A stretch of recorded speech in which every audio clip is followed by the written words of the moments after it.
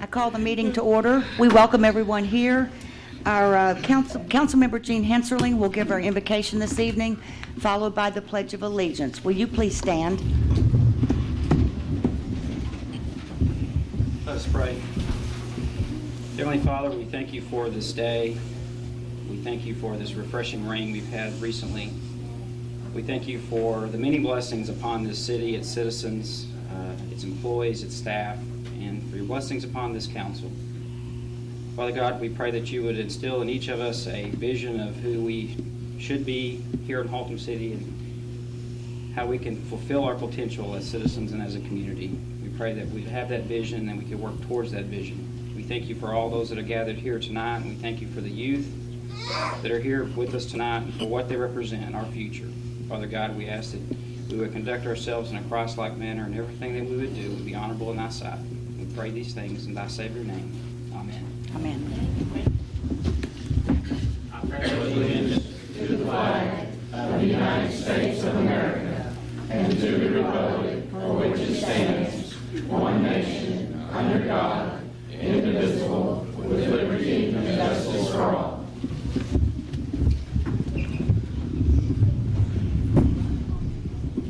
We have a lot of special guests with us this evening, and item number one is from our 50th anniversary committee. They have some awards for different area schools.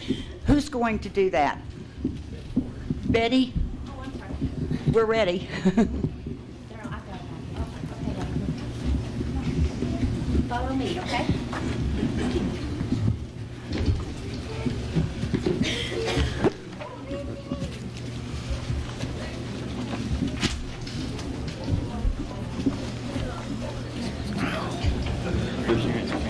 There's a bunch. I like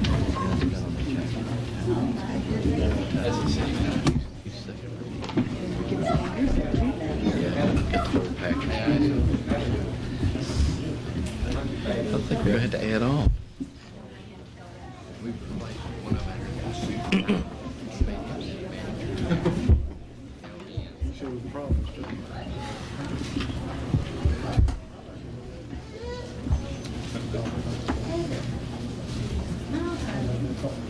Never had so many cameras. We never had so many cameras. Yeah.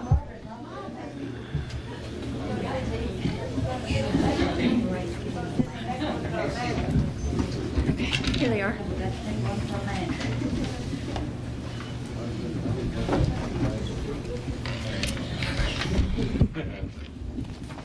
Isn't this wonderful? Oh, yeah.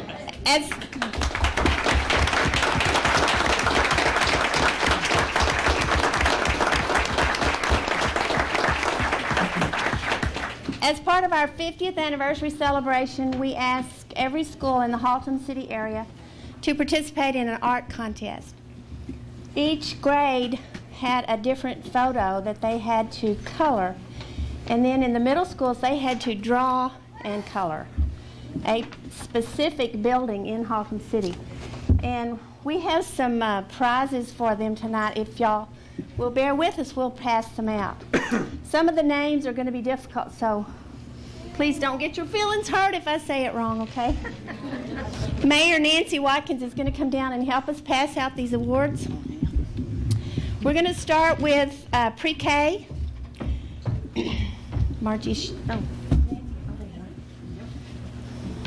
Margie Worthington was chairman of this committee, and Ray Smith was her assistant.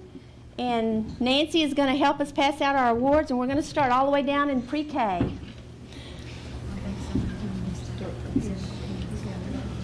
First, from Glenview Christian, we had Lauren Parks, won Best of Show.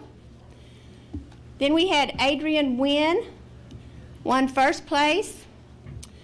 Paola Soto, second place. Nancy Rodriguez, third place. Those were all in pre-K.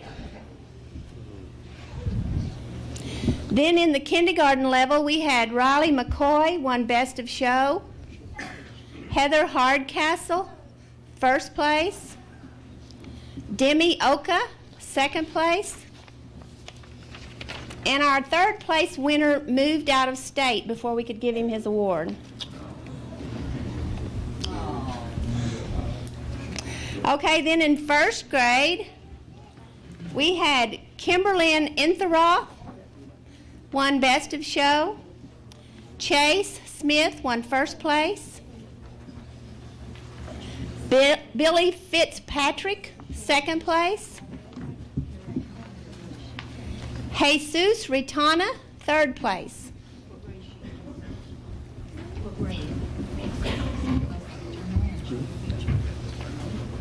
Okay, then in second grade, our Best of Show winner was Aaron Romero.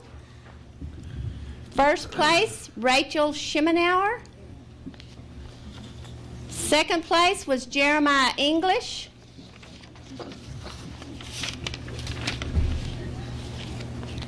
And third place was Catherine Osada. One minute, time out. Where is Aaron? Aaron's not present, I'm sorry. Okay. Jeremiah. Jeremiah? He may not be present either. They did not confirm. Okay? Okay, now on the third grade level, we had Sean Lewis Jr. won Best of Show, and I did not hear from them, so he may not be here. Sean? Okay. Okay, first place was Carla Zuniga. Second place, Trey Quintero. Third place, Sabrina Shantala.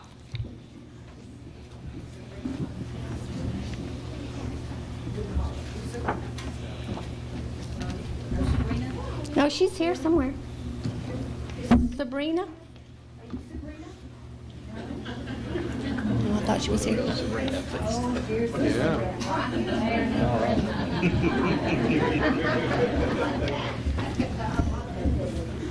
Okay, now for the fourth grade. Sarah Ivester won Best of Show. Danielle Daniels got first place. Kelly Fuqua got second place. Kelly Fuqua. And Kathy Arroyo, third place. I don't know if she's present. Okay, now in fifth grade, we had some really hard decisions in fifth grade. Best of Show was Ona Wynn. This is fifth grade. They should all be down on this end. Okay. First, Rakesha McClendon. There she is. Second, Joy Chang.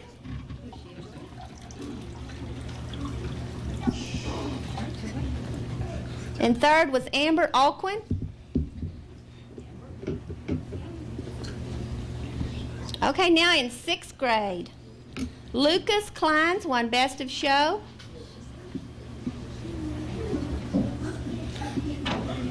Ha Win, first place.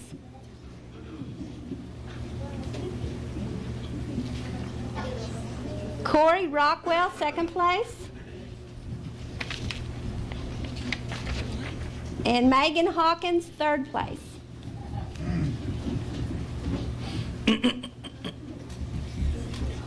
In seventh grade, we have Sarah Franklin, won Best of Show.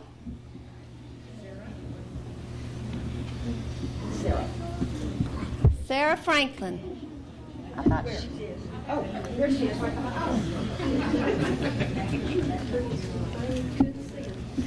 Theodore Inthapom. Right here. Jordan Fable. And Karen Wasala.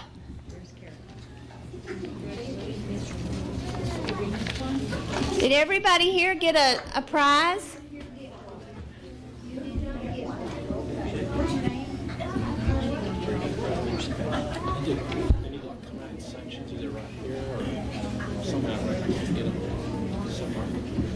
I'll tell them to go back in there and you can take care of that.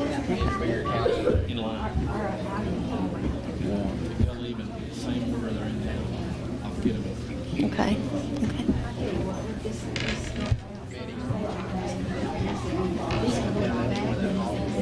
Okay. He's going to take him in.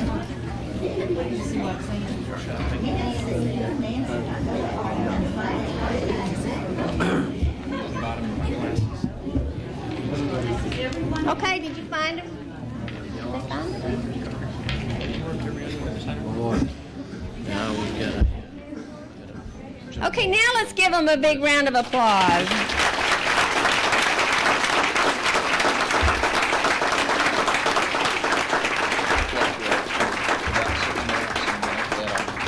Before you leave, please leave your drawing in here on the table because we are going to display the drawings at the Haltom City Public Library for about a month, and I will notify you when you could pick them up here at City Hall. I might tell the citizens of Haltom City that on the elementary grade level, we gave Kmart gift certificates. We try to use businesses in our city when we do a function like this. And on the middle school level, we gave Blockbuster gift certificates. So I hope you all enjoy them and use them well. Can you turn around so the city council can see all your artwork? Hold them way up high.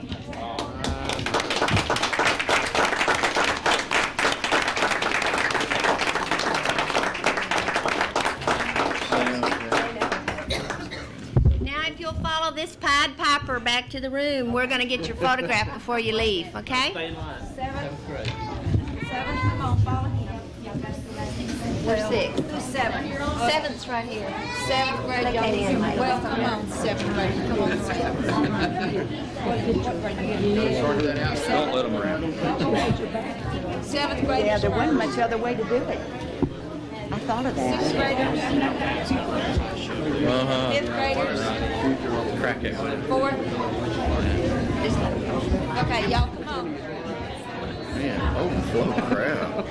They have thin out considerably now.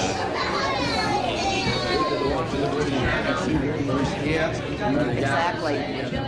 Yeah, he seems like chicken pretty Get out. Bow ties, black jacket. What's her name? Cool. Watch him when he comes around here. You might not be able to see him.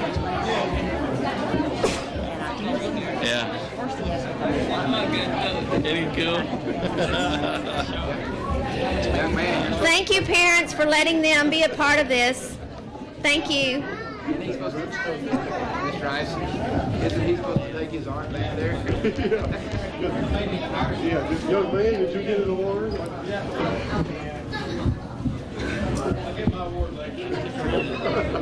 You hope?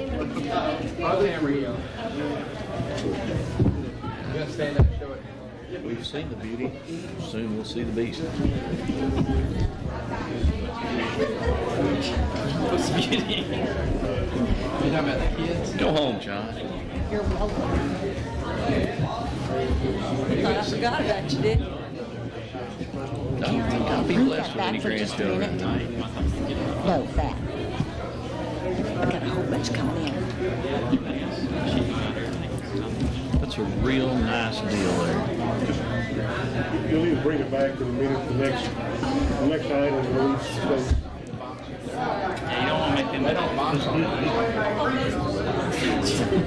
Agenda item number 2 is presentations to our Tiger Boxing Club. If I could ask Kyle Clark to join me at the podium, please. Can he get it? He looks like a Trey Fowler. Who are you? Oh, these guys here. No. Mannerisms, look like he carries his hands.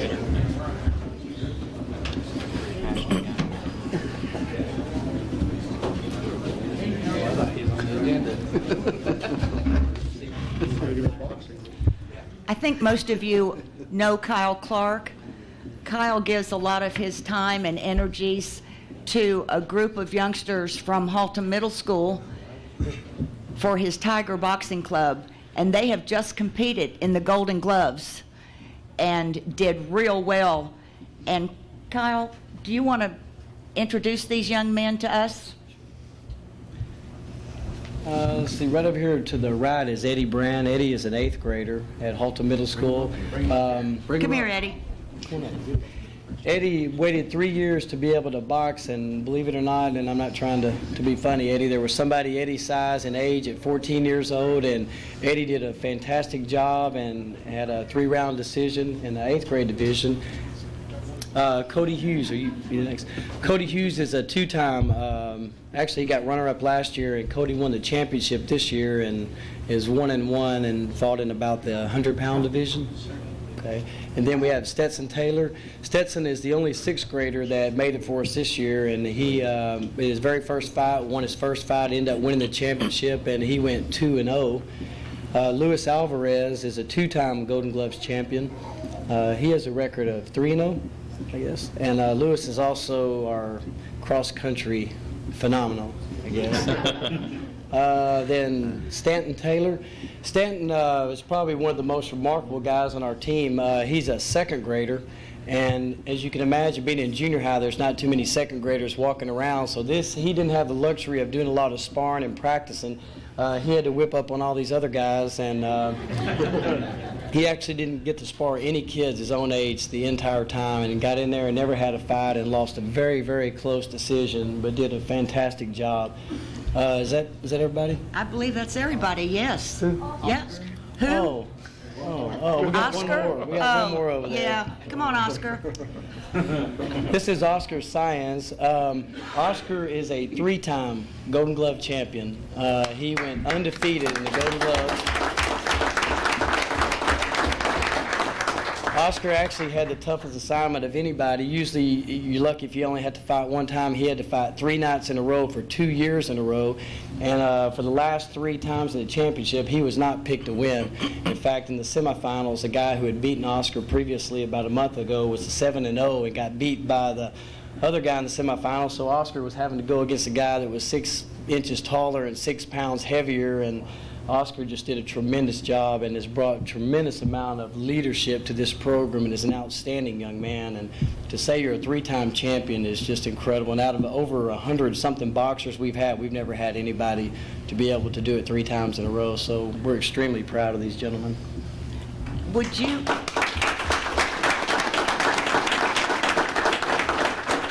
Now might be a real good time if you want to give a little more publicity to the boxing club, and if you need any volunteers, assistance, donations, or anything, this might be a good time to mention that. I would like to say Bill Allen was involved in my program when we first started. Remember that? About 6 years ago. In fact, I believe he was the first one that ever gave us any money. And we used to play a lot of softball and a lot of football. And I saw him at the last council meeting, and when I got home, I thought I could not believe I didn't say thank you. And so you know how much I appreciate that. And that's been a long time ago. That's right. Well, he's seen his program really develop from a lot of activities into the boxing, and Rodney Taylor and his wife, they were very instrumental this year in helping us out with the boxing program. And so, yeah, we have a lot of support in the community. Mark Wilson, where's Mark? Mark has helped us out quite a bit over the last 2 years, and we see you and your husband there every year, and Bill Eisen and several other people. Were you there? So we appreciate all the support. Rodney, would you come forward, please? Rodney's the father of Stetson and Stanton. And was there someone else here as well, another coach or something? No, one of the kids that boxed is from North Richland Hills. Is that okay to say that? It's okay to say that. You bet. He used to go to Haltom Middle School, and actually this year we had 2 kids from Richland that were on the team, as well as a kid from O.D. White, some Haltom kids, and a kid from North Richland. So we had representation from all over, really. Well, I want to start with you, Mr. Clark, if you don't mind.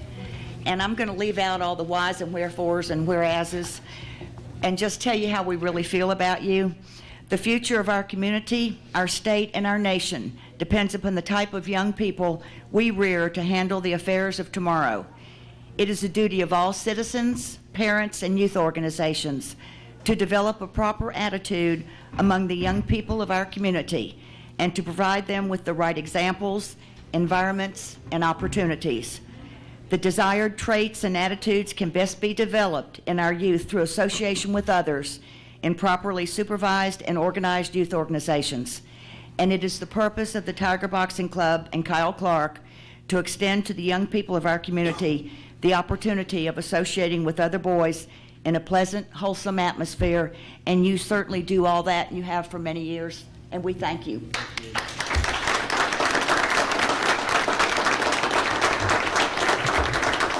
Don't go away. There's some hats. Try it on for size. Well, I don't want to mess up your hair, do you? There you go.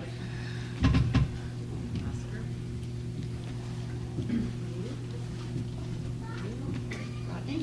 Thank you. And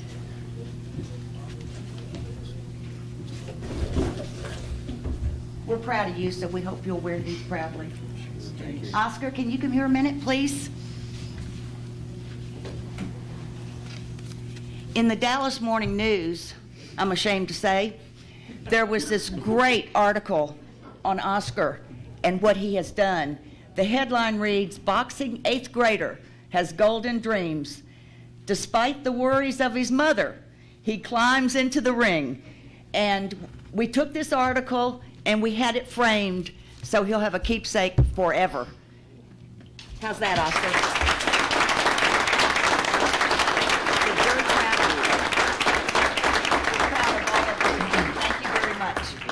Thank you. Yes.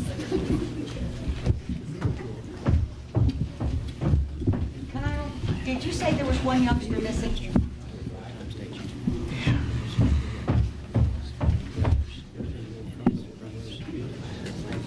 You're welcome.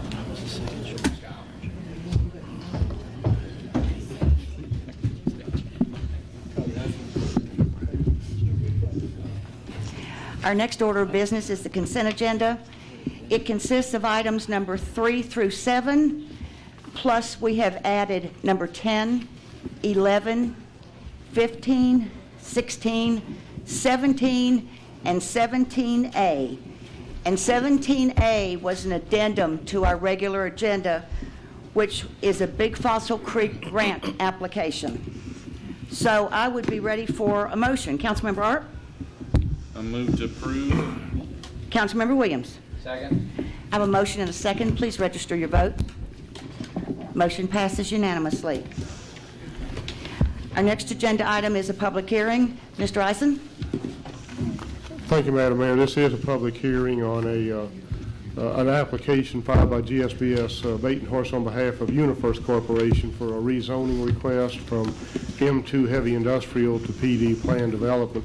The property is located on the corner of North Beach Street and McComas Street, and is, of course, the UniFirst facility, which has been in the city for a number of years. The purpose of the application this evening is to provide for the expansion of the facility at the location.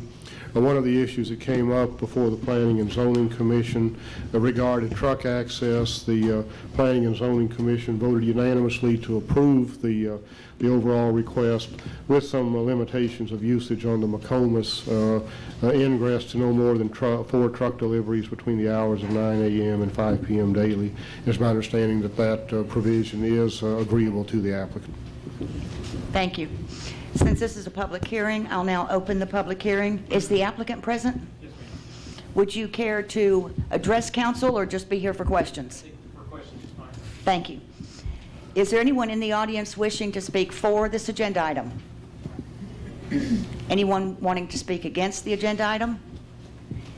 If not, I will close the public hearing and move on to the corresponding ordinance. Councilmember Quinones? Yes, I move that we adopt ordinance 02-009-15. Councilmember Art? For second. I have a motion and a second. Please register your vote. Motion passes unanimously.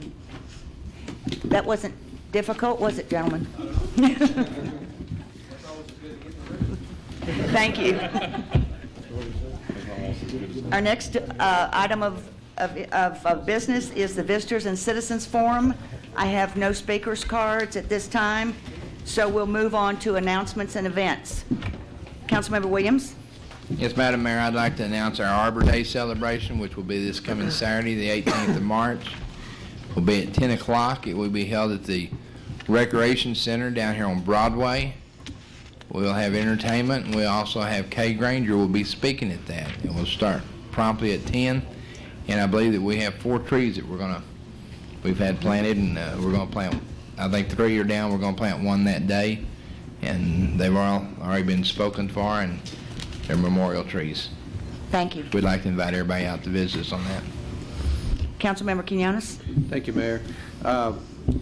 Just want to mention that last Saturday we had a work day for the VSP, and normally we just say thank you for everybody who showed up, but I would like to give you the names of the people, because oftentimes they're not mentioned and they show up every time, or most of the time, many of them do.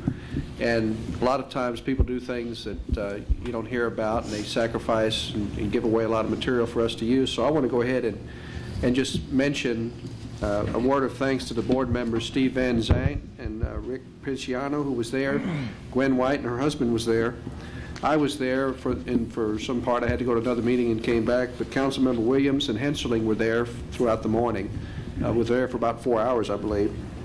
The PALS group from Haltom City, and that's Haltom High School, Kirsten Caldwell and 9 students were there. We had really quite a few kids there, and a new crowd, a new PALS crowd. You know, in the past they've worked with us.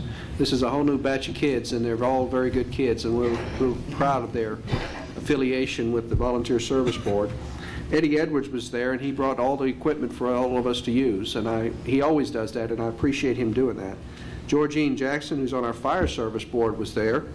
Bertha Roden, and you know who Bertha is, and she was there the whole time, so I appreciate her effort. Bob McIntyre and Bill Roten with Metro Paint. He provided the paint and has assured us that we'll have materials in the future to use if we need it. And he's a local business, so if you need any paint, go frequent his business. He would appreciate it. And Jesse Epperson with Silverado Repair Services, and we have a spray rig that someone had donated to us, and he repaired it for us. If without it, we wouldn't have been able to get the work done, so we appreciate it. Of course, Bobby Arthur and her daughter and her friend were there. And Bobby, as you know, with Bob McIntyre having retired, Bobby's kind of I won't say supervising, but coordinating everything for these projects. So I wanted to mention them personally, because many times they don't get mentioned, and I just want to thank them for their efforts last Saturday.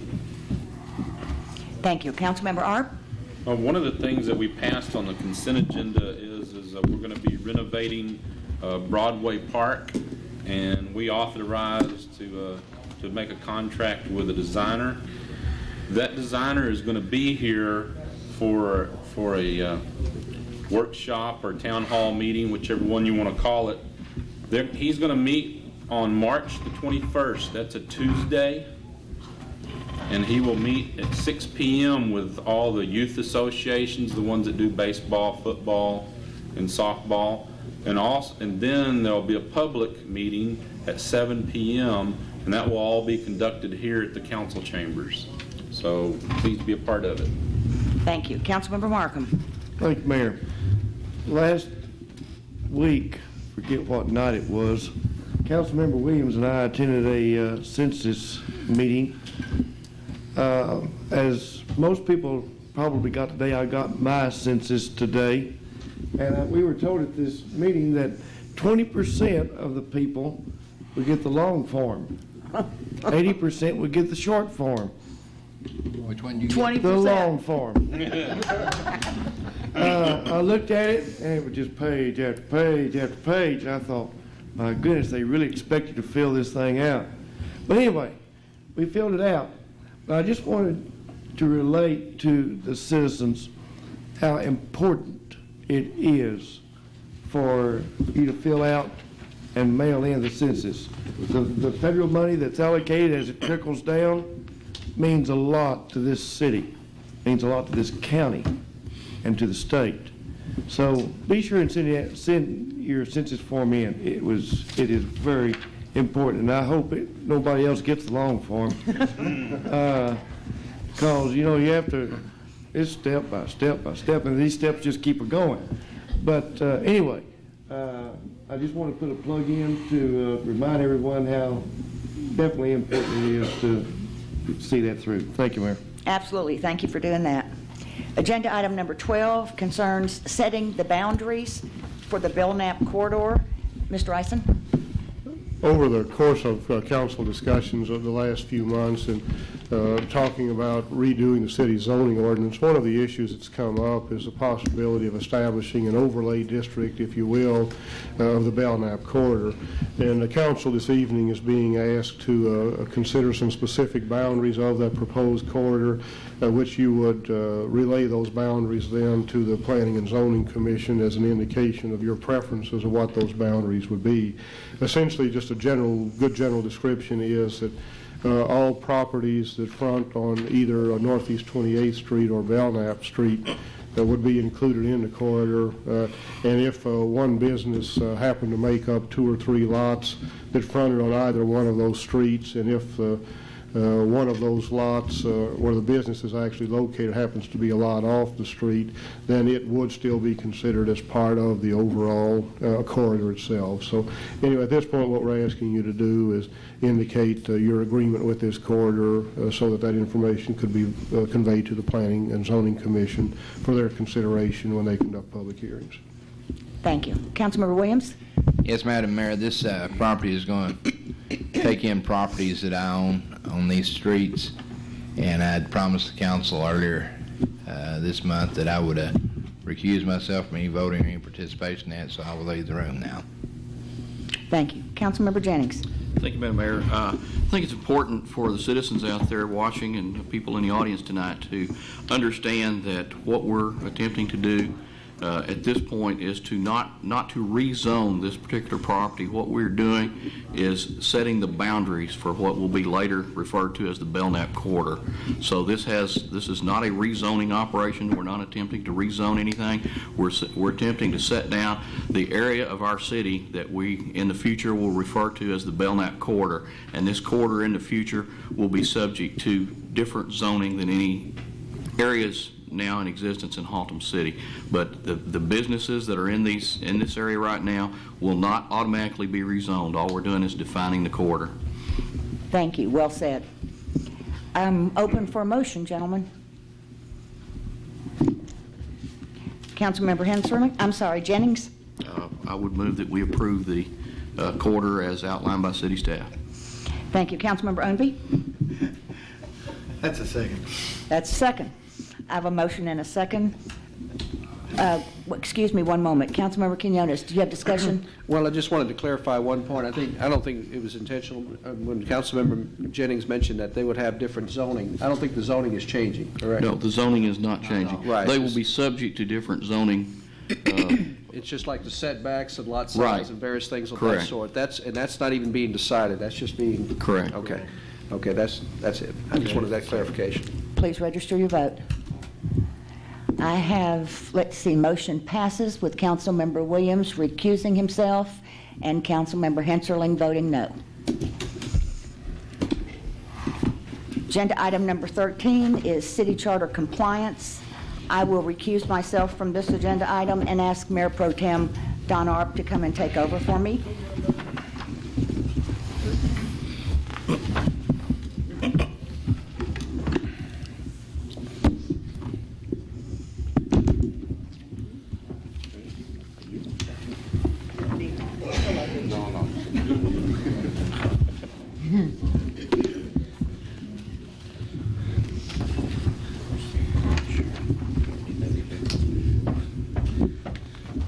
Okay, this is agenda item 13. It's city charter compliance.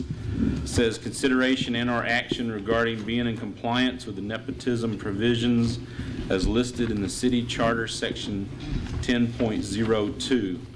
Now, our city attorney had spoken with us and advised us during pre-council of what all this means, and I would just like our city attorney just to speak it to the audience so that they can hear the same thing we heard. Thank you, Mayor Pro Tem. Ladies and gentlemen of the audience, this is a question that arose. Can you not hear me? Is it not on? Pull it towards you. Pull it closer. How about that? Can you hear me now? Usually I talk so loud that you can hear me anyway. This is an issue that came to our attention very recently, and it arises because in the city's charter, there is a provision regarding nepotism, regarding who may serve on boards and commissions. Essentially, it says that no person related, and basically it's related as a parent, child, grandparent, grandchild, uncle by blood, aunt by blood, nephew, niece, certain degrees of relationships, and it's spelled out. No person who's related in that manner to the mayor or to any city council member or to the city manager may be appointed to any office, position, clerkship, or service of the city. And what this means, the way we have been asked, or we've been asked to interpret it, and the city's legal staff has concluded that what this means is that if someone is appointed by the city council to a board or a commission within the city, they may serve, but they cannot be reappointed, or they cannot be appointed for the first time if a relative of theirs is serving on the city council. Specifically, the persons who are affected by this, Bob Watkins is a ZBA chair and a Charter Review Committee member, and he's related, obviously, to Mayor Nancy Watkins. Henry Wright is a Charter Review Committee member, and he's related to Phil Jennings.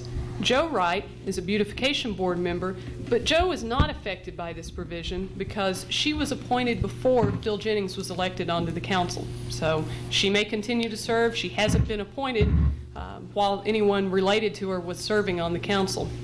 And then one other person whose name was brought up who is not affected by this is Vicki Williams, obviously John Williams' wife. She's a member of the 50th Anniversary Committee, but she's not affected because that committee is volunteers. It's not filled by appointments from the city council. So essentially there are two persons currently that are affected by this provision. Now we've looked at it. Both of these members, both Bob and Henry Wright, are de facto officers. All their actions have been and will continue to be legal. All the actions of the ZBA and the Charter Review Committee have been and will continue to be legal.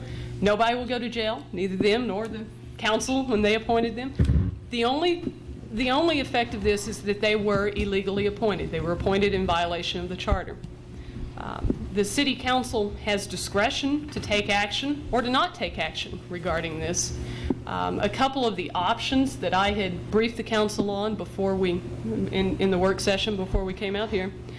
One option is the Charter Review Committee has recently voted last Monday night and recommended that the charter be amended, a slight tweaking, to say that no related member of a city council member or of the mayor may be appointed if they're a paid official. And this tracks exactly state law. State law has a nepotism provision that explains that you can't serve as a member of a board, as a paid member of a board or commission if you have a relative on the city council. And the Charter Review Committee has requested or moved that the city council place that on the ballot at the charter election to consider amending the charter to track state law. I've talked to people in the Charter Review Committee, and it looks like that may go to election as soon as August. So as soon as August, it might be taken to the voters if the council decides to go in that direction, and let the voters decide how to fix this problem. Another option that I told the council would be possible is that, not at this meeting, but they may ask at this meeting to have placed on the agenda an item considering and possible action on removal of these members who were illegally appointed, the two members. This meeting, the posting is not specific enough that the council could remove the members, and further, for a ZBA member, there has to be a public hearing. But the council can move in that direction if they desire to do so. And of course, the third option is to let the members' terms expire and not reappoint them. And so those are the options that I've briefed the council on. Again, I just want to emphasize that even though these members were illegally appointed because they weren't appointed in accordance with the charter, their actions and the actions of the committee they serve on were valid and continue to be valid after this date.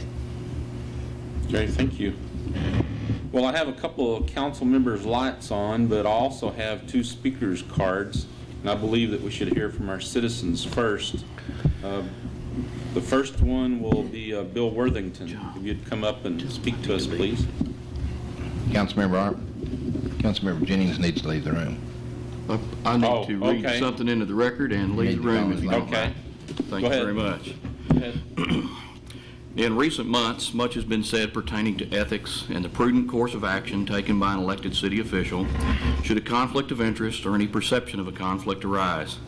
Many prominent citizens, as well as past city leaders, have gone on record before this council saying that even a perceived conflict should be considered as grounds for recusal.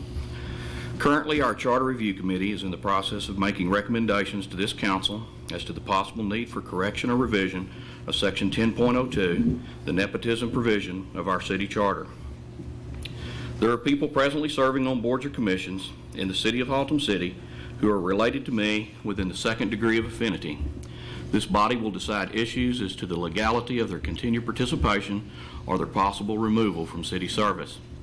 I've been advised by our city attorney that regardless of how the council chooses to proceed, I am obligated to file a statement of recusal with the city secretary and to refrain from any discussion or to vote on this agenda item. Currently, there is a small but vocal minority of citizens who would lead you to believe that their only concern with this issue is the preservation and sanctity of our city charter. I consider this to be most unlikely. It is my contention that their motives are political in nature and they are guilty of pursuing their own hidden agendas, which they falsely accused members of this body of doing in the past. This is not an attempt to skirt my oath of office, as stated in Section 4.08 of our city charter. I will, to the best of my ability, preserve, protect, and defend the charter of Haltom City, Texas. I will not, however, go against the direct advice of our city attorney or risk having that same vocal minority accuse me of a conflict of interest for not having recused myself. The final judgment of our actions as city officials has been and will continue to be decided by you, the voting public. I ask that you support this council in whatever decision they make. I will continue to stand by them and to support them without hesitation, regardless of the final outcome of this agenda item. Thank you.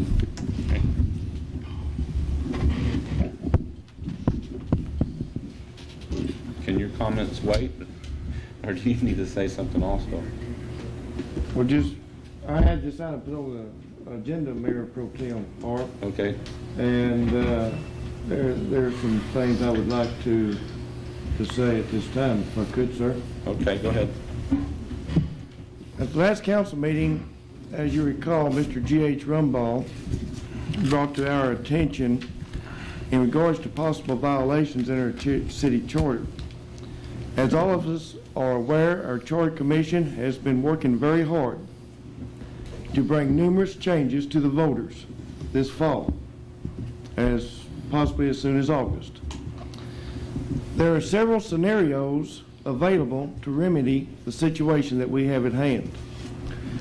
In my opinion, the best thing to do would be to let the Charter Commission come up with the right wording to be submitted to the voters and let the voters vote on it. That's simple. The voters have a right to vote on this issue, and I believe that they will make the right choice given the opportunity and the proper information. And I put that in the form of a motion. Well, we need to hear from the citizens, and then we'll come back to you for the motion after we've had council discussion. Okay, Bill Worthington, would you like to come up and give us your address for the record? My name's Bill Worthington, and I live at 2020 Elton Road. I have two main items to discuss in this agenda item. We're talking about nepotism and the city charter compliance, and I appreciate the city attorney's explanation and the choices. As far as the kin is concerned, I have no objection to kin of the city council or the mayor being on the boards and commissions, as long as they're not paid positions. As a matter of fact, we have a lot of problems replacing experienced and trained members. I don't know, you as city council members have the job of coming up with nominations, and you know yourself how hard it is to find somebody who is willing and able and I would say experienced and willing to perform on these boards and commissions after the newness is worn off. I've been on a couple of boards, the ZBA and P&Z, for many years. And one of the tasks that I've had when I have been chairman of it is begging the council people to appoint somebody that will come to the meetings. We've been very fortunate the past year or so in having members who do show up every time. We've had some alternates the last couple of years that haven't even been needed. And you've got to admit that they're awful faithful when they come, and then they have to go home without even coming to the meeting. Another thing is the cost of training when you try to replace people. Many of people in my commission have gone to the North Central Texas Council of Government training that the city pays for. City training personnel, there's a cost there. And certain seminars, there's a cost there. So I would be cautious with just blowing them off of a council or off of a commission if you could avoid it. And there's also time required for these people, the replacements, to come up to speed. Well, that's the first item. The second thing, I talked to John Williams about, I guess it's been a couple of months ago. And he said, well, why don't you put it on the agenda, some council meeting? And I said, well, it's really not worth making an agenda item out of it. Well, here somebody comes up and has something related closely enough to it that I want to address it. And that is council members on boards. Now, I'm not talking about council liaison person that are on, council liaison members that are to the commissions. Those people are very valuable both to the council and to the commissions for imparting information both to and from the city council, and that's really a valuable position. But I'm talking about boards and commissions where the council have appointed themselves to be voting members on the boards. To me, I mean, we were talking, the subject here was nepotism. And then we talk about being kin to somebody. To me, being kin to yourself is the height of nepotism if you appoint yourself to a board. Think about it. Two of our boards, particularly that I'm aware of, the Economic Development Board and the Crime Prevention and Control Board, have council members on the boards, and I know in the Economic Development Board they consist of a majority, 4 people.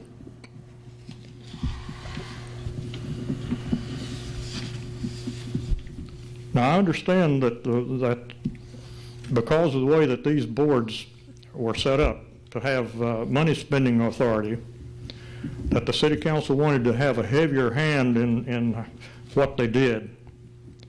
That is apparently a direct majority. But this arrangement also makes the city council members the judge, the lawyer, and the jury over matters that come before this board, because you have total control of it, both in the board and here in your council. My recommendation would be to reestablish these boards through the charter revision or some means to make them an advisory-only board, advisory to the council, and certainly without membership, including the council members. Or, if the council members still wanted to maintain tight control over the spending for these boards' projects, then they should create a subcommittee of the council itself without any non-elected officers in it. Thank you. Thank you. And we have one other speaker card, and that would be David Harper. If you please come up and give us your address for the record, please.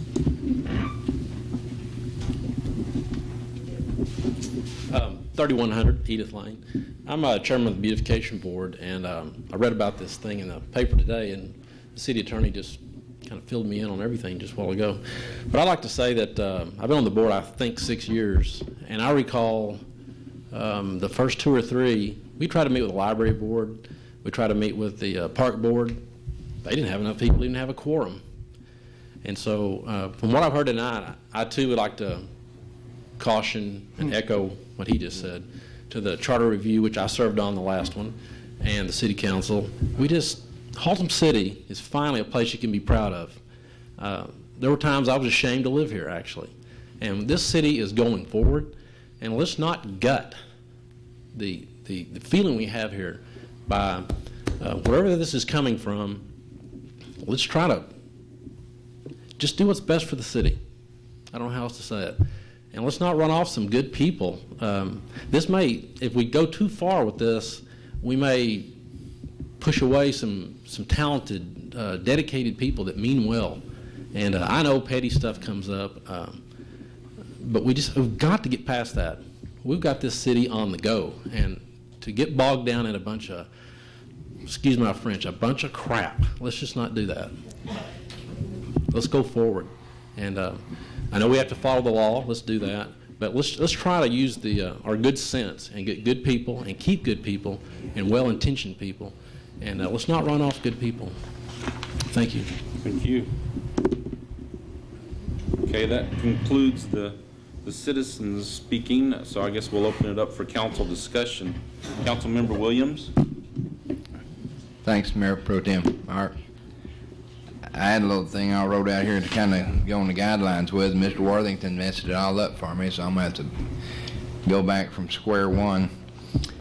I remember Mr. Worthington and I having this conversation a couple of months ago concerning this, the different boards that we have, the members of the board, and one of them that he mentioned is EDC, and that board is made up of 4 council members. And our discussion we had, which I think was about where he's sitting right now, was you have that board and you have 4 council members that are selected by 7 council members and a mayor to serve on that board. And what that board does, that makes recommendations to the council on what they should do with their EDC. And it takes 4 votes of 7 to pass it. When you leave that EDC and 4 members of that board, if they agree on it and come in here, there's really not much need for a vote. But the people that are on this EDC, Mr. Hensling, Mr. OMB, myself. Councilmember Williams, I don't mean to interrupt, but we're talking about nepotism on this thing. So Yes, sir, that's where I'm getting to. I think we're off track. Okay. Just stay right there and I'll get right back on the track. I'm speaking toward what Mr. Worthington has spoke about in his comment. We can't do that because it's not on the agenda. He's talking about personal nepotism being kin to yourself, Mr. Harp. I think that's a stretch. Okay. I figured it would be stretched. The other board members, I guess I have a few questions here for council or for our legal counsel or for our city manager. What time, at what year did we come out of compliance on this? The charter was established in 1954 or 5? 1955. At that time when the charter was established, was it established the way it's written today? In looking at the current charter, there's no notation following the provision in the charter related to nepotism. So it appears to me that that means that that same wording has existed since the charter was originally adopted in 1955. Okay. We have a very competent city manager and a very competent city secretary, and our law firm is very competent. And they've been looking at this at the same length of time we have since 1955. Now, we all haven't been here since 1955, but there's been city managers, city secretaries, and city attorneys that have read this over and over. This is probably the easiest instrument that's handed to us when we're elected as councilmen to read. I don't know at what time this became a problem. I think the timing on this is kind of weird that it comes up at the same time as it's election time. But it seems to me that in 45 years of the history of this charter, that someone would have seen this and seen there was a problem. And at what time did it become a problem? Did it become a problem last week? Did it become a problem last year? Did it become a problem in 1955? As the counselor said, state law says hired. TML handbook that we go by, we have the 1993 versions, the latest version I think we have on that, it states hired. We brought up some discrepancies that we had found in the charter back earlier this year, and that's the reason we came up with looking at the charter again. There were some people at that time said there's no reason to look at the charter because we just got through looking at it a couple of years ago and there's nothing wrong with it. And some of the same people that came up and told me that there wasn't anything wrong with the charter are the ones that are coming up and telling me now that we have a very big problem with the charter. I don't know how this council wants to rule. I know with some of the members that we have on these boards, with the experience and stuff and the meetings they made and the time they've got involved, that the city is going to take a very big loss if these people leave these boards. And like Mr. Harper and Mr. Worthington said, this city is going forward. It's going in the right direction. And we got a full head of steam. And I would like to see it continue to go that way. But with this charter being like this, apparently we're not in compliance. We're going to have to do something to be in compliance. And I think the way to be in compliance is turn it to the voters, which they will vote on this amendment to the charter. And if they see fit for these people to serve on the boards, so be it. If they do not want these people to serve on these boards, so be it. It should be left up to the voters. It should not be left up to this council. It should not be left up to a small minority of people. There's 38,000 people in Haltom City. Probably 17,000 of them are voters. Probably 1,600 of them vote. But we need, in my opinion, to let the people tell us what they want. I'm back on track.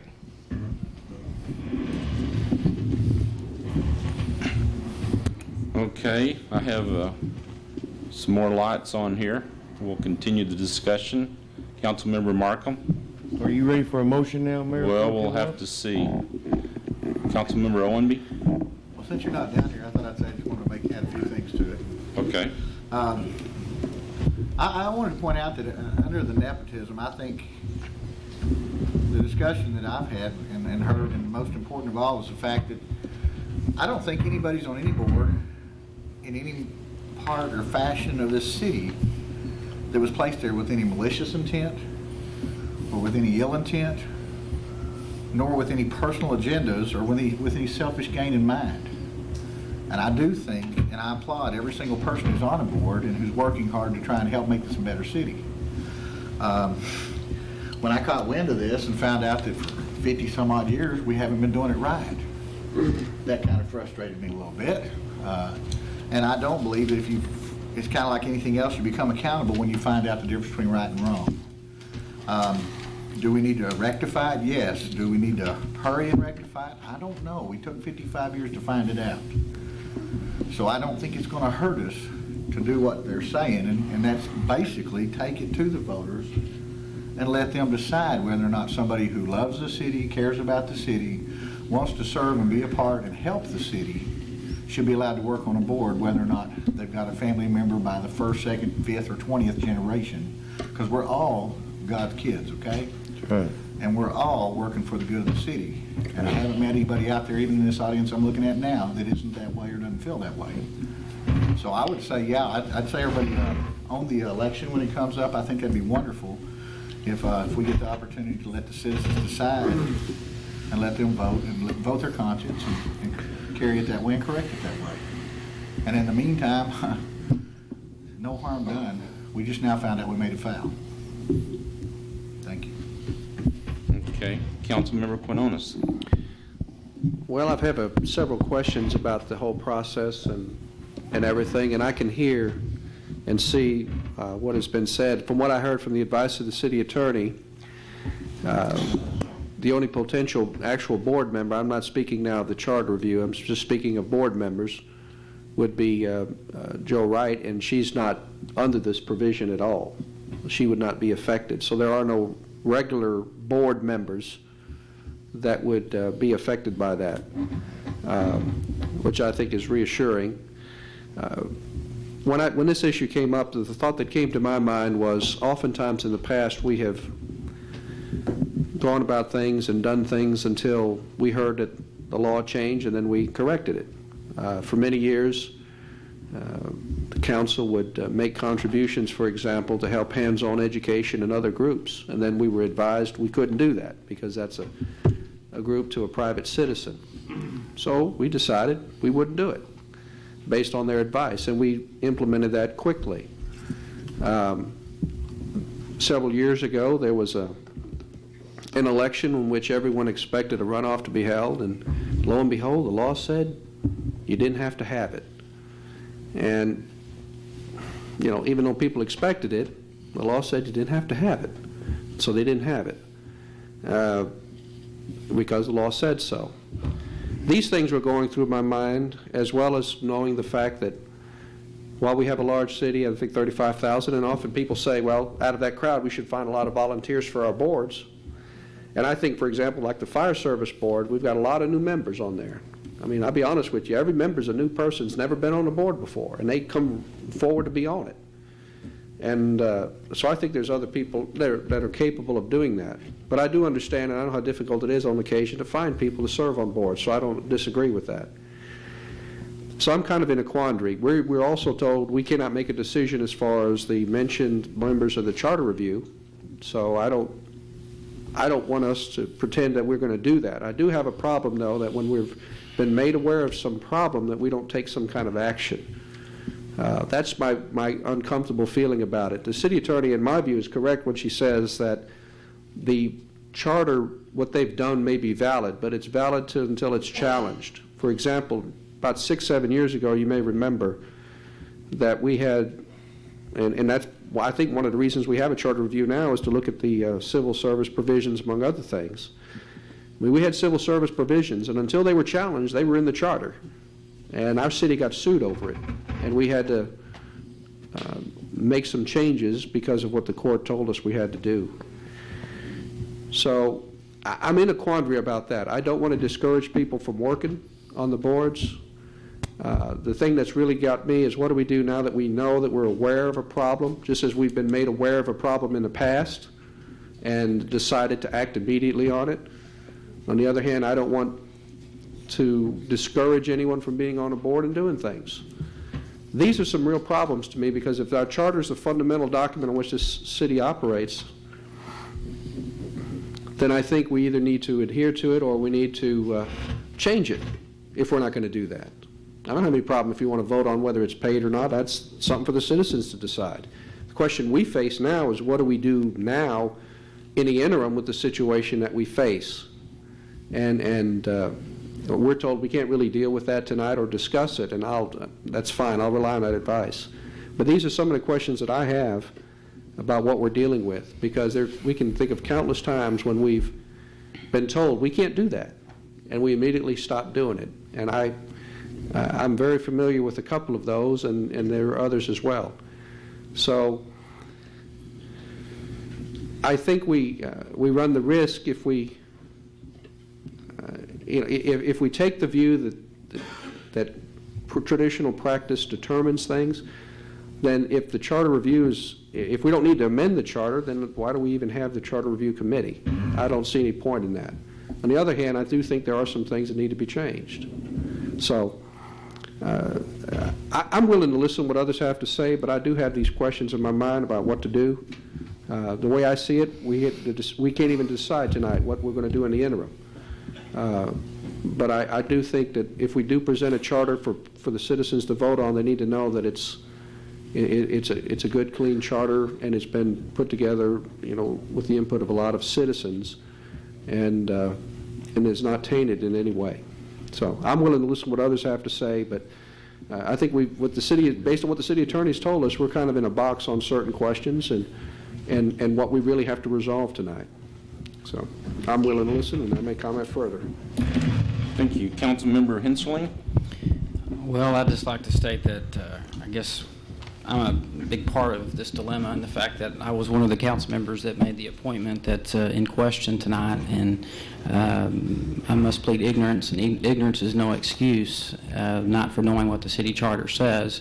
And as Councilmember Owenby said, the appointment was not made to intentionally violate the charter. It was just made based on other criteria in terms of whether this person was qualified to serve in the position and was knowledgeable of the position and those criteria. And in the best interest of that, I made that appointment and had no idea. Had I known at that particular point, we would have not made that appointment, and we wouldn't have been in conflict with the city charter. The city charter is the Bible or the Constitution that we adhere to. It's our founding document, if you will, and it's something that shouldn't be taken very lightly. We are out of compliance. We need to come into compliance. I guess the question is, with a lot of us up here, is what is the timetable? On one extreme, it's effective, I guess, at the next council member and council meeting if there's something put on the agenda, and the other extreme is we don't do anything and let the voters figure that out for us in August or in November, whichever it may be. We talk about let's let the voters decide. I'm in a quandary on that because the voters have decided in a way by the fact that this was in our charter. And the charter was established in '55, and we really can't trace back the origin of that particular verbiage, although we think it was in the original document. I just don't know. Those voters were voting on something back then when they voted on it. And here we are, we're close, maybe 4, 5, 6 months away from changing it potentially. I don't know how the voters would feel in this upcoming election if they felt like when the next election came along, their decision would be preempted by council and would not be adhered to. So the voters have spoke, and the voters will speak again, as they always do. And it just comes down to the timetable and how you want to address this particular issue. I agree with a lot that's been said tonight. We do have more and more people that are participating in our different boards and commissions. I don't know that I think we were at a critical point at one time. I think we're beyond that point now in terms of finding good people. I agree with Bill Worthington in terms of training. There's a lot of people who have a lot of experience on these boards and commissions. They're invaluable. Does that mean that other people can't fill those positions and do the same thing and even reach out to more citizens? So I don't think I see this as going backwards, whatever decision we make. I mean, in everything that we do here, we want to take the high road. And so it's, I think some people will be affected, but I hope they see that this is not a slight at them. This is not a personal thing. I'm sorry that the idea of politics has kind of soiled this whole issue. This is not a personal issue, and it's easy to say, but hard to do and hard to feel and understand that. But it's not. It's a charter. It's a document, and we have to figure out how to comply with it. So I don't know what the compromise here is. That we have a grace period for those people who are affected, and at the next appointment process, these people are not reappointed. Personally, I'm a little uncomfortable to wait until whenever potentially the next charter review election is, if that's in August or November. I'm uncomfortable, and I think the average citizen out there potentially could be uncomfortable knowing that we're not in compliance with the document for that long of a period. I just don't want that cloud hanging over my head. I don't know what the average citizen does either. So, although I don't want to create undue damage to the boards by creating holes, for these people not to participate tomorrow, I would think that the logical way to address this would be at reappointment time, which is May or June. And I think at this point we're only talking about one person being affected, and I'm sorry that that person's being affected because she's been a real asset to that particular board. But that's just the charter, and we have to deal with that. So maybe that's a logical solution: is a grace period, or not really in a grace period. Just let's deal with it at next board and commission reappointment time. I'm not particularly know how we're going to deal with the charter review board because it's kind of a separate issue. But those are my thoughts on this particular issue, and I'll turn it back to you, Mayor Pro Tem. Thank you very much. I'll address Councilmember Williams here in just a moment because I see his light's on, but he's already had his chance to speak, and I've let everyone else speak. I won't belabor the point. Basically, what I have to look at is the same thing, is that the voters have already voted on our city charter, and we have to deal with what we already have. And it was brought before us because we didn't know we were in violation of it. It's just like if you were driving down Denton Highway and you're used to going 45 miles an hour, which is a state road, and the state decides to trim back a tree, and you see a speed limit sign that's 35 miles an hour. Now what do? You keep driving 45, you run the risk of getting a ticket. And I guarantee you the city here is not going to care whether that tree's been on front of that sign for 30 years or not. And that's what I have to look at, is we got to deal with what we have now. And so it depends on what happens next to be, depending on how I vote, I guess. But that was my opinion on it. Councilmember Williams. Thank you, Mayor Pro Tem. I've got a question, I guess, for the city manager. We're discussing nepotism in the city, right? How's this going to affect our employees? Do we have any employees that are... There are no employees of the city that are related to members of the council or to the city manager. There is a separate provision in the city's personnel regulations that relates to nepotism, which provides that no employee of the city can be in such a situation where he supervises someone who's related to him in any or her in any form or fashion. But that is not that does not come from the charter. That comes strictly from ordinance passed by the city council. So there are no employees of the city that would be affected one way or the other, no matter how you deal with this issue this evening. In other words, there's no provision in the charter covering nepotism for employees for the city of Haltom City. Well, there is. You cannot be appointed to any employment with the city if you're related to a city council member or to the city manager. But my reference is that there is no one in the city working for the city today who is affected in any way by that provision. That's right. I want to be very careful what we do because we got some very quality employees here that we've got some husbands and wives and some brothers working. I don't want to take a chance on losing any of them just over something like this. And I want to assure that those people will still be able to be employed in our city and provide services for our citizens. Okay, Councilmember Markham. Thank you, Mayor Pro Tem Arp. About 30 minutes ago or so, I put what I had to say in the form of a motion. Okay. I don't know if I'll get a second or not, but you can see if I'll get a second. If we do, then we'll go for it. If not, then we won't. What was the motion again? I'm going to have to ask you to restate the motion. Yeah. Well, law of water underneath the bridge since then. It was, in my opinion, the best thing to do would be to let the Charter Commission come up with the right wording to be submitted to the voters and get the voters to vote on it.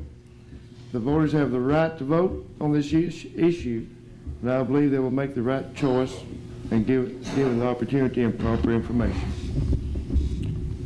So you're basically saying take no action until the citizens vote on the charter, whenever that is? That's correct, sir. Okay. Is there a second? Councilmember Williams. Second that motion. Okay, there's no other lights, so please register your vote.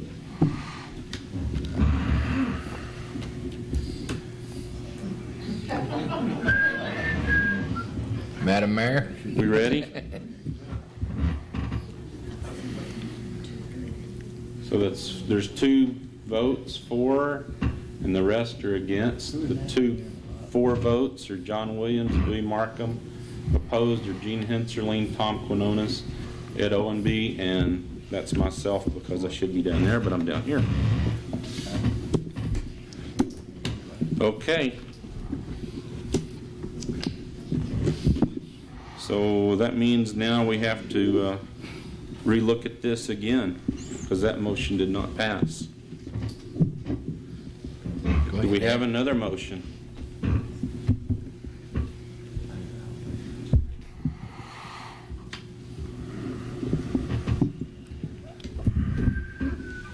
Councilmember Henserling. Everybody's real quick on their buttons tonight. I guess I'd like to make the motion that, I guess the idea here is we're talking about directing staff to come up with an agenda item, and I guess I'm looking to legal counsel as far as the particular wording of the motion here, to direct staff to come up with an agenda item on the next agenda that would, do I need to delve into the particular recommendation, legal counsel? Are you wanting to be able to vote on removing a ZBA or a Charter Review Committee member? I guess I don't know what. You probably need to give me a little more advice. I guess it deals with just basically the boards and commissions, as far as if it deals, I guess, primarily with the reappointment or not the reappointment of a particular board or commission member. You can direct staff to put that on the agenda, to word the agenda broadly enough that you can consider allowing reappointment of a board or commission member, or allowing removal or new appointment of a board or commission member. Does it have to get into the particular whether it's removal or not, or just a consideration of? It can be just a consideration of. Okay. Well, I'd like for the council just to be able to readdress it at the next meeting with the proper posted agenda item.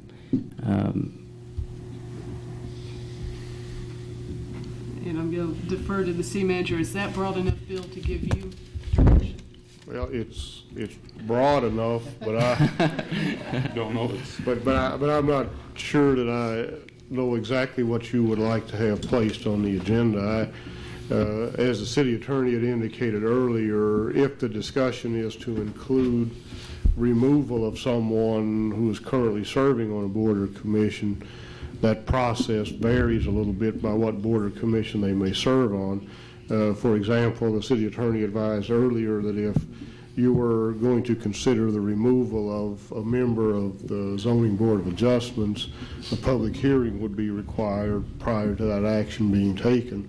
Where on the other hand, a simple agenda item would apparently suffice if you were talking about removing someone from the Charter Committee, as an example. So it kind of depends on which position it is, how the agenda item would be worded, and at this point, I guess I'm not clear enough on which of those options you would at least like to talk about at the next meeting, whether or not you take those actions ultimately. Well, and can it all be put together? I mean, can all three, the Charter Review and the ZBA, be lumped into one motion? Well, they could be lumped into one motion this evening. They would likely be separate agenda items at the next meeting, as I understand the city attorney's advice earlier. Okay. Well, I feel it's important enough that we need to address it, and we're looking for some closure on this particular issue. We're not going to get it if we don't make a motion on something tonight and consider it in the future. So I guess I'd like to make that motion that we post an agenda item on the next agenda dealing with the removal or not removal of any ZBA members or any Charter Review Board members. Or any members who are out of compliance with the charter. Well, that's what my original statement was, really basically anybody that's not in compliance with the particular charter at this point, and it even deals with maybe not the reappointment of any board members that might be in conflict at this present time, or potentially at a reappointment time could be in conflict. Is that clear, or is everybody confused? If I understand, and really what you're asking us to do is put more than one item on the agenda. One might actually be the public hearing to consider removal of a member of the Zoning Board of Adjustments, and the others would be removal of a member or members from the Charter Review Committee. And I guess there's one other, well, I guess the other committee, the Beautification Board is not relevant because that particular individual, as discussed earlier, is not out of compliance with the charter. So as I understand, there would be 2 agenda items, if I understand your motion correctly. That's correct. And I might not get a second on that one, but that's my agenda. Okay, Councilmember Quinones. Well, I think some of the clarification, I'm a little confused too, but Mr. Ensign, are you wanting to do, I'm just want to be sure, do you want to have guidelines or something in place for reappointment in the future if this should come up? If that's along the line, I mean, I'm not sure. Are we just going to discuss the people that have been named and just deal with that and that only and not any? That's the only thing that we're dealing with on this agenda, I mean, on this topic. Well, the reason I mention that is because it could happen that if we do have a charter election, the voters could turn it down, and at some point we got to have some kind of rules in place to deal with this in the future. So if it does, if they do reject the change and we're left with what we've got, we got to have some rules in place, I think, to deal with these situations if they should arise in the future. You want the charter, whether it's approved or not approved, deal with that issue? Well, but the procedures that need, that may be, and of course that's the assumption we're operating on now. That it's there, and we assume everybody knew about it. But I just think we might want to anticipate that if the voters should say, no, we don't want to change, we want to leave it like it is, then what steps are we going to have in place to deal with reappointment of people? Just as an example, just to use an example, if you have a board member and someone's elected and that person's reappointment comes up 2 years later, what do you do then? That's what I'm trying to say. That's all I just want to see, if we do that, I want to avoid those problems in the future. Is that part of your motion, or are we just not going to consider that? I don't think we consider that. We don't have a crystal ball or have any idea what the charter is going to look like, what the voters are going to be voting on. I think you deal with it that particular, and I turn this to legal counsel. I don't know that we have to deal with Councilmember Cornyn's particular idea or thought at this point. Well, just to put names on the table, at this moment, the only one who may possibly be affected, who's not affected currently, is Joe Wright. Right. And I mean, the council could certainly, if they want, try to come up with a policy for in the future. How do we reappoint people, even though it may be in violation of the charter? But that's kind of a weird step to take at this moment. That issue's not on the table. Okay. Well, I don't mind, us dealing with it later. I just wanted to be sure that that's not what he was including in his motion. No, sir. Councilmember Williams. Thank you, man. Mr. Mayor Pro Tem, I'm sorry. You and Mr. Hendry both had a quandary tonight, so I'll take mine.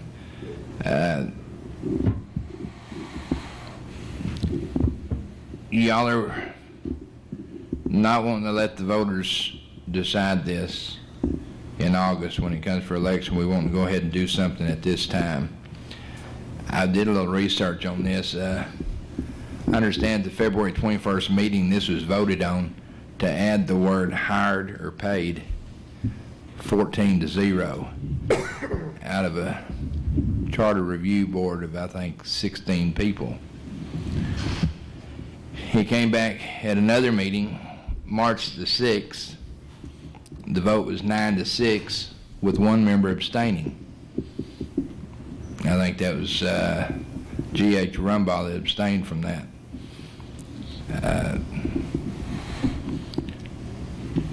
If we go ahead and do away with these people being on these boards, we're going to have to find experienced people to put back on the boards and retrain them. And I don't have a problem with that. Everybody that's on those boards, when they got on the board, they'd either been around the board or somebody they knew was on the board, and they had help getting trained as to what they were doing. Like the Volunteer Service Board, all you got to do is train for is just train to work, to help others. Some of the other deals, like the Beautification Board, I'm liaison to that board, and it's a lot more in-depth now than it was a year ago when I just thought the beautification board, I just thought they planted flowers and cleaned driveways and stuff, and it's a whole lot more in depth than that. I talked to Miss Wright. I think she's been on boards in this city for about 9 years, and I understand she missed a meeting. One meeting in 9 years. And we will excuse that absence.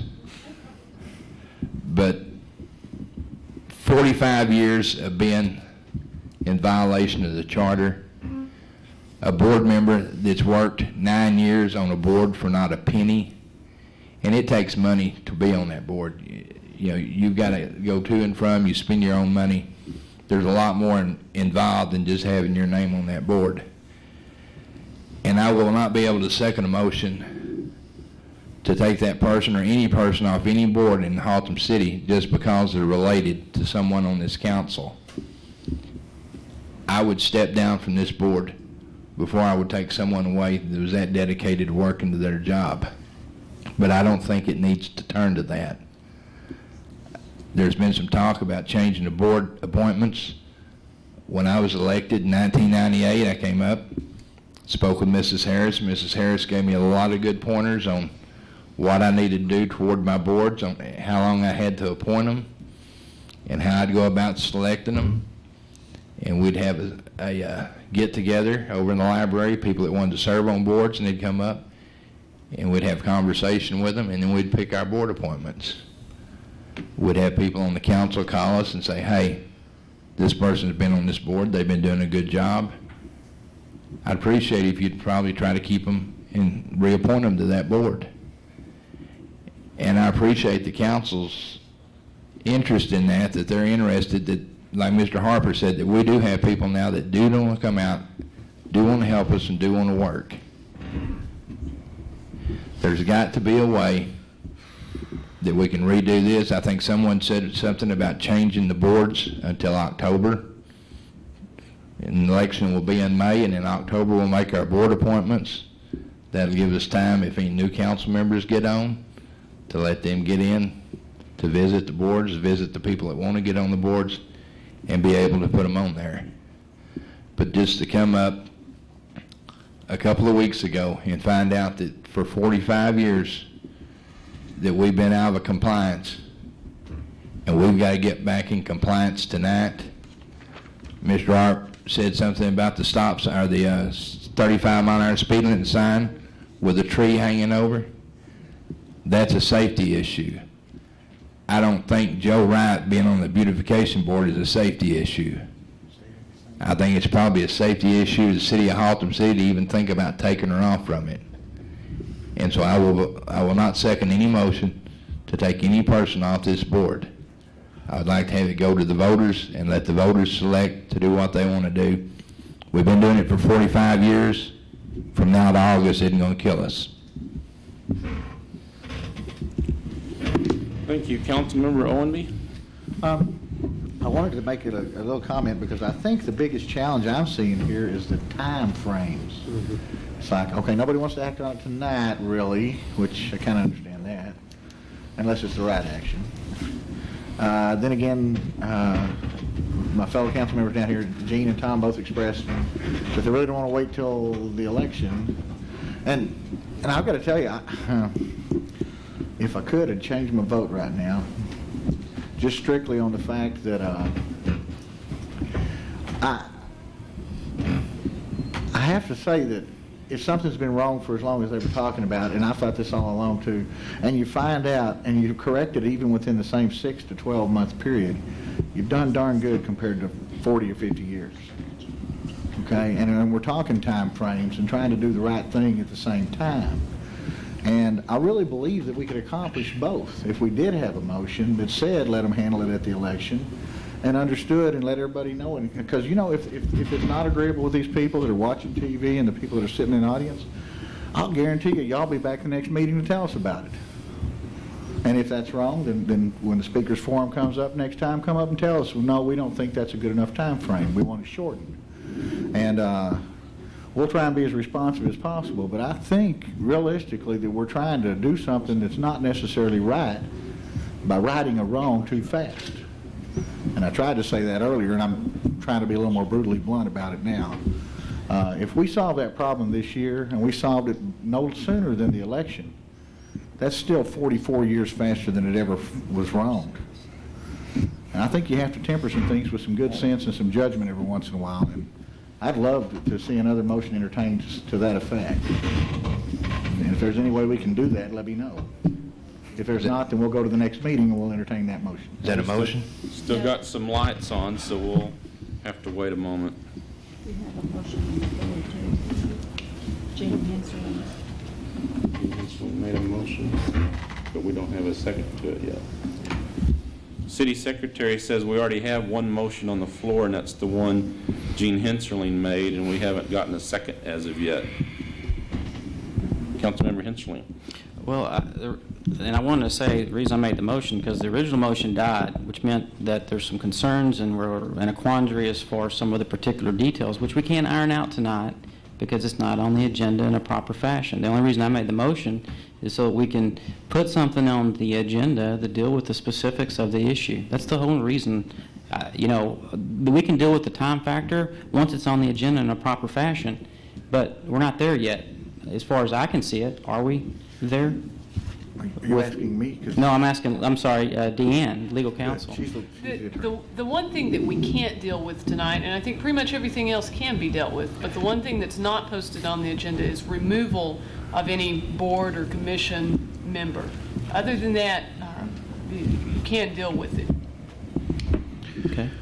So we could deal with the time issue tonight, in terms of whether we wanted to wait until October or whether we wanted to wait till the next appointment process, et cetera, to deal with it. Sure. Okay. Well, I apologize for the confusion. It is kind of a confusing issue to deal with, but I would entertain the opportunity to change my motion. Maybe not in total agreement with some of the thoughts here, but I'll simplify my motion, and that is to, in lieu of waiting until the next charter review election, is to deal with, maybe this is going to be real confusing, I'm just uncomfortable waiting until the next charter review election for this decision to be made. I think it needs to be dealt with at the next reappointment process for all boards and commissions, which is what, May or June? So we're talking about a couple of months that we could come into compliance with the charter and do it at that time. I hope that meets the intent of what we're dealing with here. But if not, I don't get a second, it dies, I guess. Well, I guess the question I would have on that is, I guess one of the questions is who appointed, I guess, all the members? Are they all up for re-election? And is this time, because you don't reappoint until it's your term of office ends? So that's my question is are all the people we're talking about, are they all appointees that will have to be reappointed or replaced after the May election? Who appointed Joe? I don't.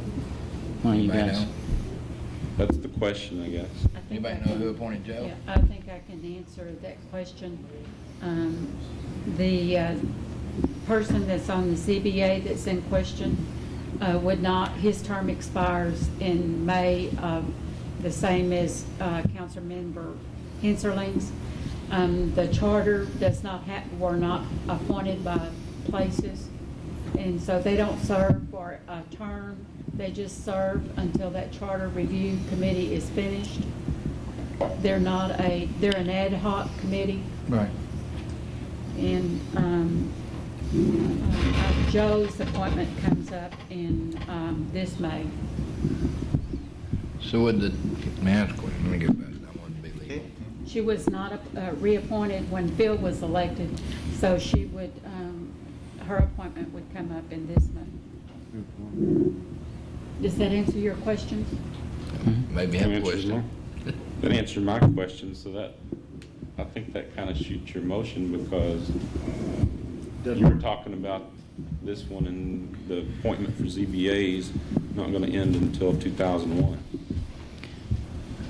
Well, that's the motion on the floor, and we can deal with it. That's the motion on the floor, so. Councilmember Williams. I need a clarification from City Secretary. You said that the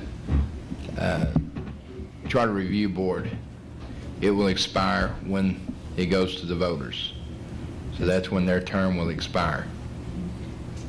When their work is presented to the council, they're an advisory committee and they're going to present their recommendations to the council. And when that is finished and done in the form of a ballot, that committee is no more. Okay, so even though, for instance, my appointment and comes up in May and I'm defeated, and the person that defeats me, will they keep the person I have on that, or do they reappoint? They won't reappoint because No, they will not reappoint. their term isn't due until it's finished. That's what I was thinking. Councilmember Owenby? Potential clarification. Understanding that and knowing that the Charter Review Board is what it is right now, I guess that's why I was curious who has a real challenge with that, because what better way can you put it to the acid test and let them bring forth the adjustments and changes to the charter and let the citizens vote on them to show that they are true and their colors are right and they did nothing with any other intent than to preserve the city and its welfare. I don't know any other better way. That's why I think that was such a good time to do it. And that's why I laid it out that way. That's the time frame where, when the charter got brought to the voters this year, the people that were on the Charter Review Committee, that committee would dissolve and would end. And if they did their job right, then you understand that everything, including the proper removal of anybody or the proper procedure for anybody in the future being on there paid or unpaid, however they chose to do it, would be done and laid out at that time.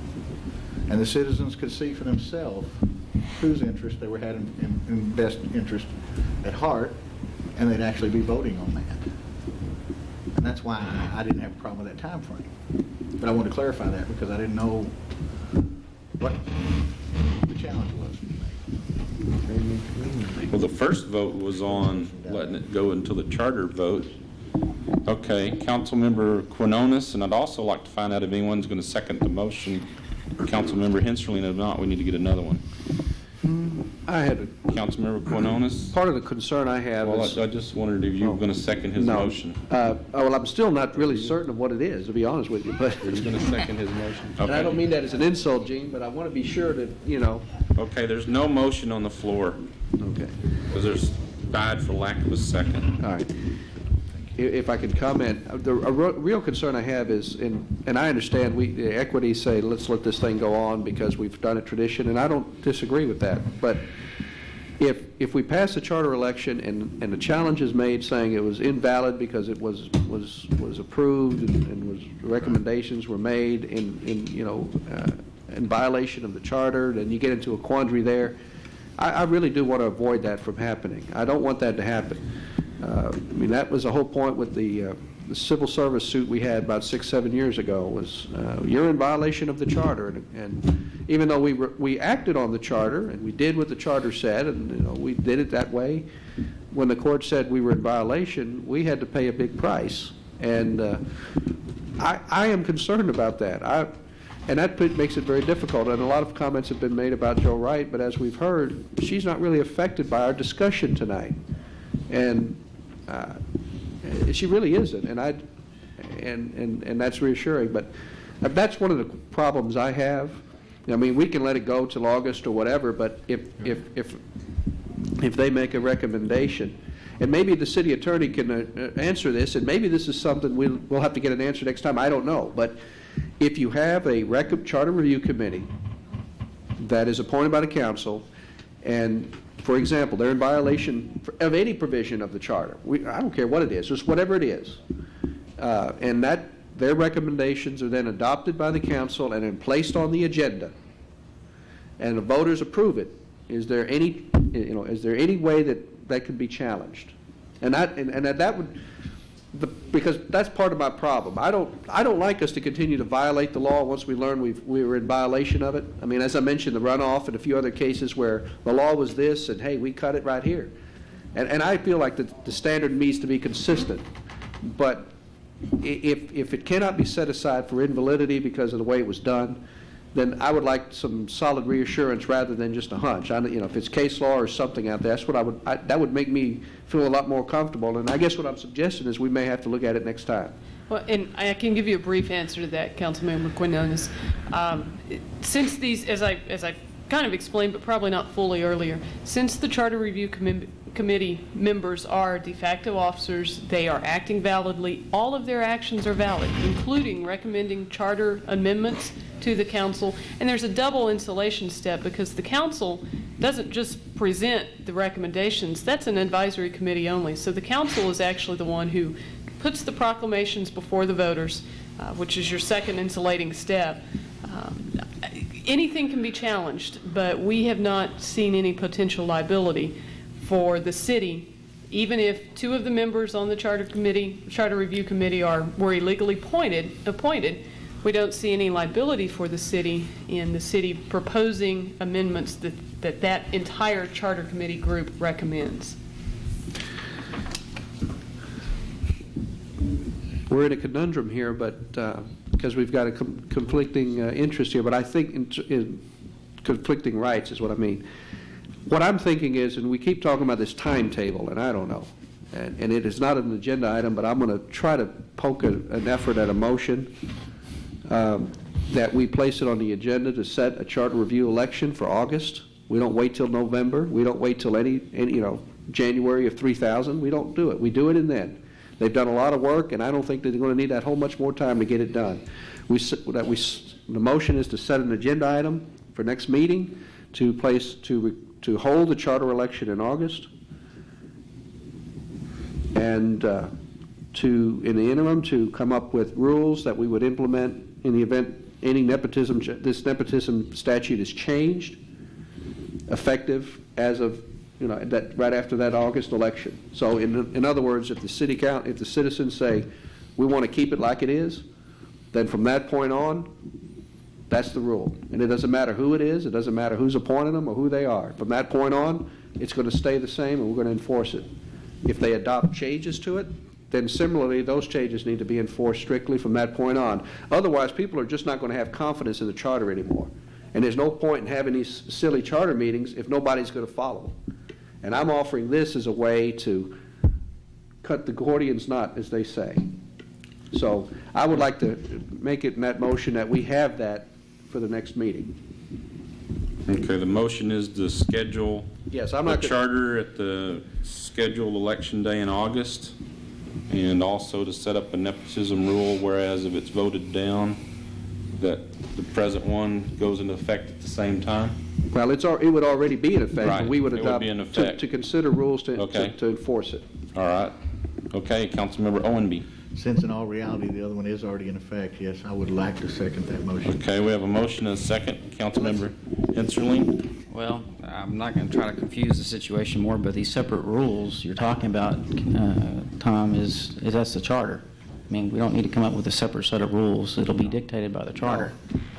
I'm not suggesting we come up with a separate rules. What I'm saying is it's because I agree with Ed. That's the law now. We should enforce it. But obviously the sentiment is we shouldn't enforce it. I don't totally agree with that. What I'm trying to do is find a way to get this thing done. Closure. I want to be consistent. If we're going to enforce things, we need to do it every time the law changes. I agree. And except when it's convenient or when it's whatever. I just want to clarify, we're not going to deal with another set of rules. We're dealing with the charter, and the charter is the only rules we're going to deal with, period. And let's don't confuse the people by thinking we're going to come up with a different set of rules. The rules are the rules, and the charter, and I'll third it, because I agree that August would be a good time to do So that. the charter changes, it goes into effect. If it doesn't, what we have in effect goes into effect. That's the effect. There's no lights, vote.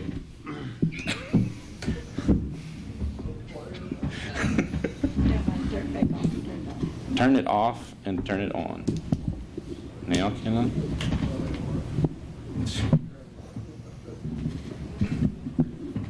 All righty. Well, the motion passes with Councilmember Williams and Markham voting against. Nancy, if you're still awake, you can come back. Not exactly.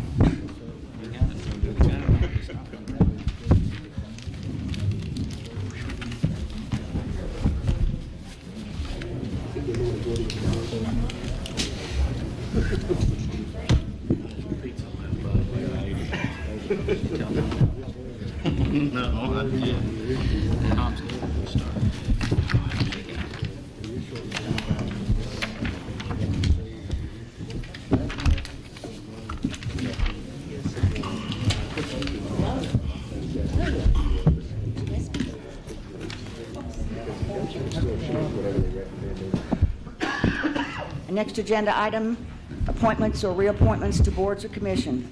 Councilmember Markham? Mayor, I have one item for this agenda number. I received a few moments ago. Dear Madam Mayor, Councilmember Markham, Ms. Harris, please consider this as my formal written resignation from the Charter Review Board of the City of Haltom City, Texas. To this point, I have felt no conflict of interest. However, I feel that my continued service to this body might be viewed as a possible conflict due to the fact that deliberations will soon begin pertaining to compensation and term limits for elected city officials. As I am related to one currently holding elected office, I cannot in good conscience participate in these deliberations. I ask that you accept this resignation at your next regularly scheduled meeting and that you appoint a replacement to my position as soon as possible. The work of this board is critical to our city, and though I regret that I must leave, it is in the best interest of Haltom City. Please be advised that this resignation is in no way affects my position on the Zoning Board of Adjustment. I have served on the ZBA since 1991, and unless otherwise advised by the city's legal counsel, will continue to do so until the expiration of my term. Respectfully yours, Bob Watkins. And I would like that read and stated in the minutes, please, ma'am.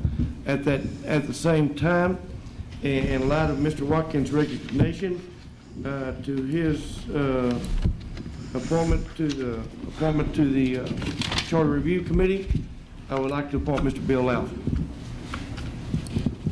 Thank you, Councilmember Markham. Councilmember Jennings? Thank you, Madam Mayor. At this time, I too would like to read a letter. Philip W. Jennings, City Council Place 1, Dear Sir, please consider this as my formal written resignation from the Charter Review Board of the City of Haltom City, Texas. After careful consideration, I feel that my continued service to this body might be viewed as a possible conflict of interest. The Charter Review Board will soon begin deliberations pertaining to compensation and term limits for elected city officials. Due to that fact, I am related to a person currently holding elected office, and I cannot in good conscience allow myself to be a part of those deliberations. Throughout our deliberations to this point, I have felt no conflict of interest in my service. Had I perceived there to be one, I would have tendered my resignation at that time. I can state without question that I faithfully executed the duties requested to me by the City Council of Haltom City. I ask that you accept this resignation at your next regularly scheduled meeting and that you appoint a replacement to my position as soon as possible. The work of this board is critical to our city, and though I regret that I must leave, it is in the best interest of the City of Haltom City. Respectfully yours, Henry D. Wright. Also, Madam Mayor, Yes, I'm sorry, go ahead. on that same note, I would like to respectfully submit the name of Trey Fowler to take Mr. Wright's place on the Charter Review Board. Thank you, Councilmember Jennings. I need a vote, please, to accept the two resignations and ratify the appointments. Passes unanimously. I understand we're all here tonight, so we have no excused absences, and it's my understanding we will not have an executive session, so we'll adjourn at 9:18.